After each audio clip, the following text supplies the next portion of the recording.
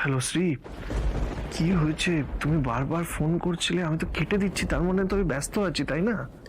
Sorry রাজ, কিন্তু রাজ আমি ঠিক কি চাই সেটা এক্ষুনি তোমাকে বলতে হবে, আর দেরি করে ফেলে সবটা এলোমেলো হয়ে যাবে। রাজ, তোমার মনে আছে তুমি আজ অফিসে বেরোনোর সময় আমাকে ঠিক কি বলে গেছিলে?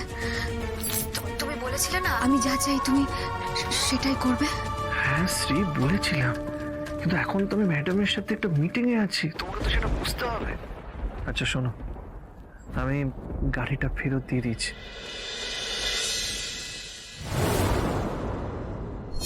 তুমি একদম কষ্ট পেও না, তোমাকে বলেছিলাম না তোমার চোখের জল আমি সহ্য করতে পারি না।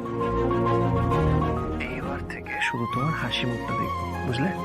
শুধু গাড়ি ফেরত দিয়ে দিলে হবে না। তাহলে আর কি করবো বলো? উনি যা যা জিনিস দিয়েছেন সব ফেরত দিয়ে দিতে হবে, তাই তো? তোমাকে এই চাকরিটা ছেড়ে দিতে হবে।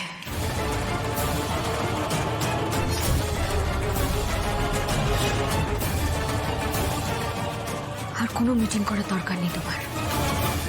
শ্রী, তুমি কি এখন মজা করবে বলে ফোন করলে? রাজ, আমি মজা করছি না, ইনফ্যাক্ট আমি মজা করার মতো মুডেই নেই। শোনো না, আমি যে কথাগুলো এখন তোমাকে বলবো একটু ঠান্ডা মাথায় আমার প্রত্যেকটা কথা প্লিজ শোনো। আচ্ছা বেশ, বলো বলো কি বলতে চাও, আমি মাথা ঠান্ডা করে শুনছি।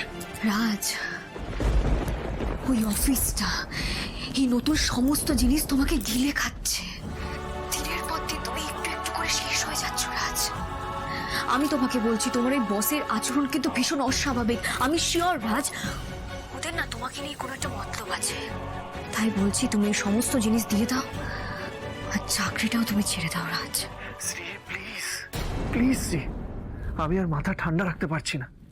কেন এত খামখেয়ালিপনা করছো? আচ্ছা আমার একটা কথা শোনো, আমাকে এই অফিসে ইন্টারভিউ দিতে কে পাঠিয়েছিল? তুমি পাঠিয়েছিলে। আচ্ছা একটা কথা বলো তো, তুমি তো আমাকে কথা দিতে বলেছিলে যে কোনো যদি এদিক ওদিক হয়ে যায় মাথা ঠান্ডা করে চুপচাপ এখানে কাজ করতে, আর এখন বলছো চাকরিটা ছেড়ে দিতে।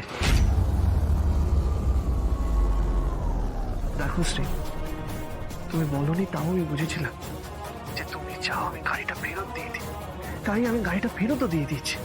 আর তারপরে এখন তুমি এসব কি বলছো? মানে এখন তুমি বলছো চাকরিটা ছেড়ে দিতে? রাজ, আমি যখন তোমাকে চাকরিটা করতে বলেছিলাম তখন কিন্তু আমি জানতাম না যে চাকরিতে জয়েন করার পর এত কিছু হবে। রাজ, আমি কিন্তু চাই না তুমি কোনো ঝামেলার মধ্যে জড়িয়ে পড়ো বিনা দোষে।